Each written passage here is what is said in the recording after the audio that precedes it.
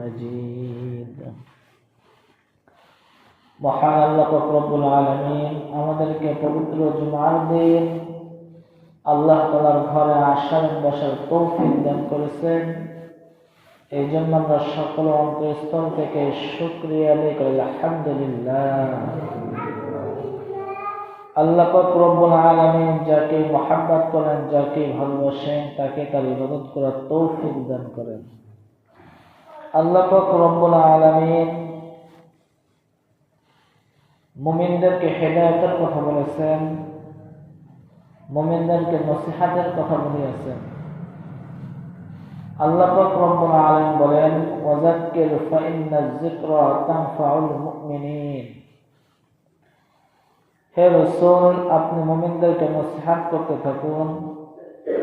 নসিহত করলে মুমিনদের ফায়দা হয়, উপকার হয়। মুসলমান জাতি সমস্ত কিছুই জানে যে মুসলমান হাসর আছে, মিজান আছে, ফুলসিরাত আছে, কবর আছে, কবর আমাদেরকে সলভ করা হবে, এই সকলেই আপনি জানি। কিন্তু আমি আপনি দুনিয়ার মহব্বত করে, দুনিয়ার ব্যস্ততায় এগুলো ভুলে যাই। এই জন্য আল্লাহ রাসূল সাল্লাল্লাহু আলাইহি ওয়াসাল্লামকে বলতে বলেছেন, ওয়াযাক্কির ফাইন্নায যিকরা তানফাউল মুমিনিন। আল্লাহ রাসূল সাল্লাল্লাহু আলাইহি ওয়াসাল্লামকে সম্বোধন করে আল্লাহ পাক রব্বুল আলামিন বলেন, ও রাসূল, আপনি সাহাবীদেরকে ওয়াজ করুন। ওয়াযাক্কির ফাইন্নায যিকরা তানফাউল মুমিনিন, যাতে করে সাহাবায়ে কেরাম ইবাদতে বেশি বেশি করতে পারে। এজন্য আল্লাহ রাসূল সাল্লাল্লাহু আলাইহি ওয়াসাল্লাম সময় পাইলে সাহাবীদেরকে নিয়ে বসে যাইতেন। আমার আপনার মতো না, সময় পাইলে চার দোকানে আড্ডা দিব, খেলাধুলায় আড্ডা দিব। আমাদের মতো সাহাবায়ে কেরাম ছিলেন না। হুজুর পাক সাল্লাল্লাহু আলাইহি ওয়াসাল্লাম যখন সময় পাইতেন তখন সাহাবীদেরকে নিয়ে বসে যাইতেন, দ্বীনি আলোচনা করতেন, যাতে সাহাবায়ে কেরাম দুনিয়ার প্রতি আকৃষ্ট না হয়ে যায়, যাতে করে আখিরাতের প্রতি বেশি আকৃষ্ট হয়। এজন্য আল্লাহ পাক রব্বুল আলামিন মুমিনদেরকে নসিহত করতে বলেছেন। মুমিনদেরকে নসিহত করলে মুমিনদের অন্তর তাজা হয়, দ্বীনি আলোচনা করলে অন্তর তাজা হয়, আল্লাহর কথা স্মরণ করলে অন্তর তাজা হয়। আর এই অন্তর তাজা হলে আল্লাহ তাআলা ইবাদত করতে ভালো লাগে। আজ দুনিয়ার ভিতরে দেখা যায় দুনিয়ার প্রতি এমন ভাবে মহব্বত হয়েছে, দুনিয়ার প্রতি এমন ভাবে মহব্বত হয়েছে, আজকে জুমার দিন দুনিয়ার কাজকর্ম তো করতেই হবে, কিন্তু জুমার দিন তো মসজিদে দ্রুত আসার দরকার ছিল, কিন্তু অন্তরটা মরে গেছে, দুনিয়ার প্রতি বেশি আকৃষ্ট হয়েছে বলে জুমার দিন আজান হয়ে যায়, নামাজের সময় হয়ে যায়, মুসল্লির খোঁজ খবর পাওয়া যায় না। এজন্য আমার আপনার সর্বপ্রথম অন্তরকে তাজা রাখতে হবে। আর অন্তর তাজা কিভাবে রাখা যায়? আল্লাহ রাসূল সাল্লাল্লাহু আলাইহি ওয়াসাল্লাম বলেছেন, বেশি বেশি আল্লাহ তাআলার জিকির করলে অন্তর তাজা থাকে। যত বেশি আমি আপনি জিকির করব, আল্লাহ পাক রব্বুল আলামিন আমার আপনার অন্তরকে তাজা করে দিবেন। আল্লাহর কথা শুনলে ভালো লাগবে, আল্লাহর রাসূলের কথা শুনলে ভালো লাগবে।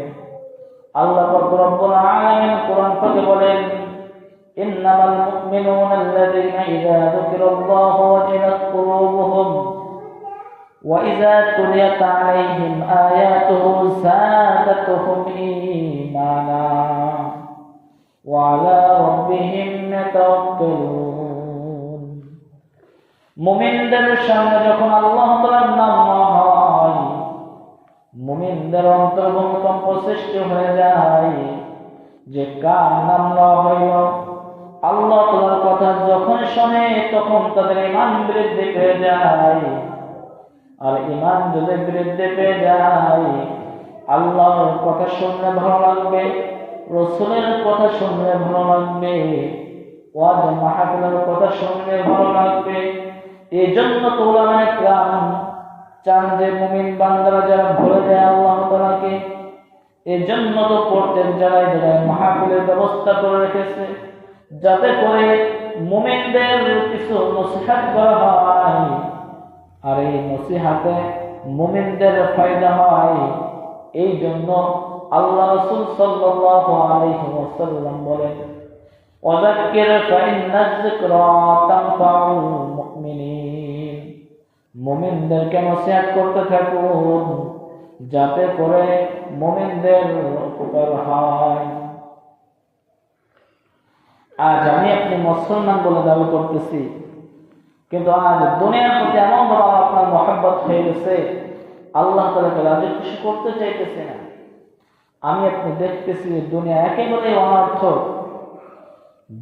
দুনিয়া রং তামাশা ছাড়া কিছুই নয়, তবুও দুনিয়ার পিছনে এমন ভাবে লেগেছে আল্লাহ তাআলার হুকুমকে একেবারেই বাদ দিতেছি। আজ অনেক কথা বলার দরকার ছিল, মুসল্লির কোনো খোঁজ খবর নাই। যে সে আলোচনা করবো মূলত সে হচ্ছে মুসল্লি পাইতেছি না।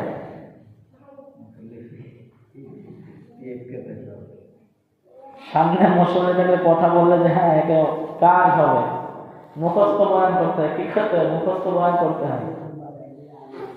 আমাদের মাহফিলে আপনার আগামী সোমবার এই বিষয়ে আলোচনা করতে চাইছিলাম যে আল্লাহ রাসূল সাল্লাল্লাহু আলাইহি ওয়াসাল্লাম মেহমানদেরকে কিভাবে আহ্বান করেছেন, নিজে কেমন কষ্ট করেছেন, কিন্তু সেই মুসলিম না যাদেরকে বলবো তারাই নেই।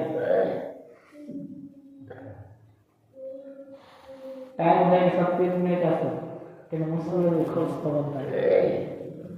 আল্লাহ পাক রব্বুল আলামিন সকলকে বোঝার তৌফিক দান করুন। আল্লাহ রাসূল সাল্লাল্লাহু আলাইহি ওয়াসাল্লাম মেহমানদের জন্য কত কষ্ট করেছেন, যাতে মেহমান কোনো কষ্ট না পায়। ঘটনা আমরা সকলেই জানি। এক মুরাব্বি আল্লাহ রাসূলকে পরীক্ষা করার জন্য এসেছেন যে আসলে কি নবী নাকি অন্য কিছু। আল্লাহ রাসূল সাল্লাল্লাহু আলাইহি ওয়াসাল্লামের কাছে মেহমান হয়েছেন। আল্লাহ রাসূল সাল্লাল্লাহু আলাইহি ওয়াসাল্লাম মেহমানের খুব আপ্যায়ন করেছেন। অনেক খাবার খাওয়ার কারণে রাত্রে বাথরুমে চাপ দিয়েছে, বিছানায় বাথরুম করে দিয়েছে। ওই মেহমান রাত্রে চলে গেছে ভয়তে যে আমাকে খুব ভালোভাবে আপ্যায়ন করেছেন, আবার আমি তার বিছানা নষ্ট করেছি, আমাকে নাকি বললে। মেহমান পালিয়ে চলে গেছে। পরে দেখা যায় আল্লাহ রাসূল সাল্লাল্লাহু আলাইহি ওয়াসাল্লাম সকালে খোঁজ না দেখে যে মেহমান তো নাই, মেহমান বাথরুম করে রেখে চলে গেছে। আল্লাহ রাসূল সাল্লাল্লাহু আলাইহি ওয়াসাল্লাম তার নিজ হাতে ওই টয়লেট পরিষ্কার করেছে এবং আল্লাহ রাসূল সাল্লাল্লাহু আলাইহি ওয়াসাল্লাম সাহাবাদেরকে বললেন, ও আমার সাহাবারা যাও, জানে না কতই না কষ্ট হয়েছে, মেহমান এসেছিল, মেহমানের পেটে সমস্যা হয়েছে, তিনি বাথরুম করেছেন, তার কতই না কষ্ট হয়েছে, ঘুমাইতে মনে হয় পারে নাই, যাও তাকে একটু তালাশ করে নিয়ে এসো, আমি তার কাছে ক্ষমা চাই। আল্লাহ রাসূল সাল্লাল্লাহু আলাইহি ওয়াসাল্লাম মেহমানদেরকে এমন ভাবে আহ্বান করেছেন, মেহমান ভয় পেয়েছে যে আমাকে কি নাকি বলে। আল্লাহ রাসূল সাল্লাল্লাহু আলাইহি ওয়াসাল্লাম চিন্তা করলেন, না, মেহমানের বুঝি কষ্ট হয়েছে, এজন্য আমার আপনার এলাকায় যে সমস্ত মেহমান আসবে এদিকে লক্ষ্য রাখতে হবে যে মেহমানের যেন কষ্ট না হয়। যে সমস্ত মানুষ আমাদের এলাকায় আসবে আমরা সকলে মেজবান দিন, আর যারা আসবে তারা মেহমান, আমাদের আপনার মেহমান যাতে কষ্ট না হয় দিকে লক্ষ্য রাখবো। আল্লাহ রাসূল সাল্লাল্লাহু আলাইহি ওয়াসাল্লাম বলেন, যে ব্যক্তি মেহমানের কদর করে না সে আমার উম্মতের দলভুক্ত না। এজন্য আমার আপনার সর্বদা মেহমানদের কদর করতে হবে। আল্লাহ রাসূল সাল্লাল্লাহু আলাইহি ওয়াসাল্লাম বলেন, আল্লাহ পাক রব্বুল আলামিন 3টি সময় সবচেয়ে বেশি খুশি হন। কয়টা সময় বলেন? তিনটি সময় সবচেয়ে বেশি খুশি হন। আল্লাহ রাসূল সাল্লাল্লাহু আলাইহি ওয়াসাল্লাম বলেন, আল্লাহ তাআলা সবচেয়ে বেশি ওই সময় খুশি হন যখন আল্লাহ তাআলা রহমতের বৃষ্টি দেন। কি দেন? যখন বৃষ্টি দেয় আর বান্দারা শুকরিয়া আদায় করে, আল্লাহ পাক রব্বুল আলামিন আমাদেরকে রহমতের বৃষ্টি দেন, এর যে শুকরিয়া আদায় করে, এতে আল্লাহ পাক রব্বুল আলামিন সবচেয়ে বেশি খুশি হন। আল্লাহ রাসূল সাল্লাল্লাহু আলাইহি ওয়াসাল্লাম বলেন, দ্বিতীয় কোন সময় আল্লাহ পাক রব্বুল আলামিন খুশি হন, আমি যখন কোন ব্যক্তিকে কন্যা সন্তান দান করি, আমি আল্লাহ পাক রব্বুল আলামিন সবচেয়ে বেশি খুশি হই। কি সন্তান দান করেন? কন্যা সন্তান। আজ আল্লাহ পাক রব্বুল আলামিন যে সমস্ত জিনিসের বেশি খুশি হয়, আজ আমার আপনার ঈমান দুর্বল থাকার কারণে ওই সমস্ত জিনিস আমার আপনার কষ্ট লাগে। যদি আল্লাহ পাক একটু বেশি বৃষ্টি দেন, আল্লাহ খালি বৃষ্টি দেয়, নিজেকে ঠিক রাখতে পারি না, এরকম করে ফেলি। আবার যখন আল্লাহ পাক রব্বুল আলামিন যদি কন্যা সন্তান দান করেন, আমার আপনার চেহারার দিকে তাকানো যায় না যে আমাকে বুঝে সমস্ত কন্যা সন্তান দান করেছে, এমন আমার আপনার অবস্থা। কিন্তু আল্লাহ পাক রব্বুল আলামিন সবচেয়ে বেশি খুশি হন বান্দাকে কন্যা সন্তান দিয়ে। আল্লাহ রাসূল সাল্লাল্লাহু আলাইহি ওয়াসাল্লাম বলেন, যে ব্যক্তির প্রথম কন্যা সন্তান হয় সে রহমত নিয়ে অবতীর্ণ হন। সুবহানাল্লাহ। আর যেটা আমার আপনার দেখলে কষ্ট লাগে, যেটা বোঝানোর উদ্দেশ্য যে তৃতীয় কোন সময় আল্লাহ পাক রব্বুল আলামিন সবচেয়ে বেশি খুশি হয়। আল্লাহ রাসূল সাল্লাল্লাহু আলাইহি ওয়াসাল্লাম বলেন, যার ঘরে বেশি বেশি মেহমান আসে, মেহমান যখন মেজবানদের বাড়িতে বেড়াইতে আসে, আল্লাহ পাক রব্বুল আলামিন তখন সবচেয়ে বেশি খুশি হয়। সুবহানাল্লাহ বলবেন না? কিন্তু দেখেন, আমার আপনার ঈমান দুর্বল বলে আমার আপনার বাড়িতে যদি মেহমানের কথা শুনি, মনে হয় অন্তরটা ছিটে ফিটে যাইতেছে যে মেহমান শুধু আমার বাড়িতে আসে, আমি কোথাও যাই না, শুধু আমার বাড়ি মেহমান আসে। কিন্তু সাহাবায়ে কেরামের জীবনে খুঁজে দেখেন, আল্লাহ ওয়ালাদের জীবনে খুঁজে দেখেন, তারা মেহমান ছাড়া এক ওয়াক্ত খানা খায় নাই। এসে নাকি? এই জন্য আমি আপনি যদি নবীর আদর্শকে করতে পারি, নবীর আদর্শ যদি জীবন গড়তে পারি, তাহলে আমি আপনি দুনিয়াতেও সফল কাম, পরকালেও সফল কাম। অনেক কথা বলার দরকার ছিল, শেষ কথা হলো আমাদের মাহফিল কিভাবে বলেন? সোমবারে। আমার আপনার আত্মীয় স্বজন যারা আছে তাদেরকে যদি আমরা দাওয়াত দিই, ভাই আমার এলাকায় মাহফিল, আমার গ্রামের মসজিদ মাদ্রাসার মাহফিল, আপনার এসে মাহফিলে অবশ্যই শুনবেন, ভালো ভালো মাওলানা আসতেছে। আর এরা এসে যদি একটা কথা যদি ভালো লাগে আর এক ওয়াক্ত নামাজ যদি পড়তে পারে, আপনি নামাজ না পড়ে যে সব পাবেন, ওই ব্যক্তি যদি নামাজ পড়ে ওই সব আমল আল্লাহ পাক করবেন, আপনি আমল হবেন না। সুবহানাল্লাহ। এজন্য আল্লাহ রাসূল মুযাক্কির ফাইন্না যিকরা তানফাউল মুমিনিন, যে মুমিনদেরকে নসিহত করতে থাকুন, অবশ্যই মুমিনদের ফায়দা হবে। আমরা মেহমানদের দাওয়াত দেব তো ইনশাআল্লাহ। আমরা যদি দাওয়াত দিই, একটা দিনই কথা যদি শোনাইতে পারি, এই দুনিয়াতে আমরা তোমার জন্য কল্যাণ নয়, পরকালেও কল্যাণ নাই। যতটুকু সময় মাহফিলের ময়দানে বসে থাকবে, ততটুকু সময় জান্নাত বানায় থাকবে, গুনাহ থেকে হেফাজত থাকবে।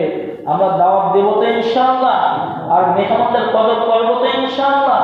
আল্লাহ তাআলা আমাদের সকলকে আমল করার তৌফিক দান করুক। আর একটা বিষয় হলো, মাহফিলের দিন দূর থেকে সকলে ইশারা করে আসার চেষ্টা করে। আমরা গ্রামবাসী যারা আছে, তারা যদি মাগরিবের নামাজ পড়ে যদি আমরা ময়দানে বসে যাই, তাহলে যারা কথা বলবেন তাদের জন্য ভালো হবে না। হলুদবাড়িয়া গ্রামবাসী তারা মেহমানদেরকে কদর করতে বোঝে। আপনার বাড়িতে মেহমান আসলো, আপনি পেঁয়াজ লাগাতে চলে গেলেন, সেই মেহমানকে আপনার বাড়িতে এসে থাকবে নাকি? মেহমানকে কদর করতে হবে, পেঁয়াজ পরে লাগাইতে হবে। মসজিদ আপনার প্যান্ডেলে বয়ান করতে হবে, সামনে একজন নাই, সব চার এসে আড্ডায়। মেহমানকে ভালোবাসা হলো, মেহমানকে কদর করা হলো, আল্লাহ রাসূলের কথাকে মানা হলো। আমার আপনার কি করতে হবে? মাহফিলের বিশেষ করে সমস্ত কাজকর্ম জোহর পর্যন্ত করে আসর পর্যন্ত নিজেরা তৈরি হব, আসরের পরে ময়দানে চলে আসবো, মাগরিবের পর থেকে নিয়ে পুরো মোনাজাত করে ইনশাআল্লাহ আমার আপনার মেহমানদেরকে কদর করা হবে। আল্লাহ রব্বুল আলামিন আমাকে আপনাকে সকলকে যে কথাগুলো বললাম আমল করার তৌফিক দান করুন। যা সুন্নাত করেন যা নেকাত করার জন্য সুন্নাত করেন।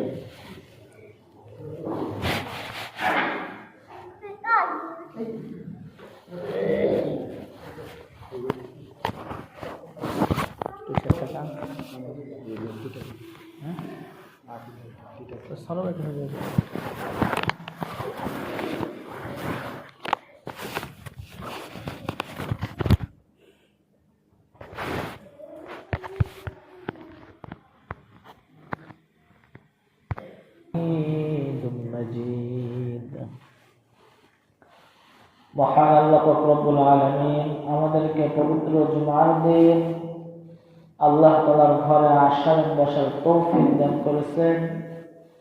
এই জন্য আমরা সকল অন্তরস্থল থেকে শুকরিয়া আদায় করি আলহামদুলিল্লাহ। আল্লাহ পাক রব্বুল আলামিন যাকে মহব্বত করেন, যাকে ভালোবাসেন, তাকে তার ইবাদত করার তৌফিক দান করেন। আল্লাহ পাক রব্বুল আলামিন মুমিনদেরকে হেদায়েতের কথা বলেছেন। মুমিন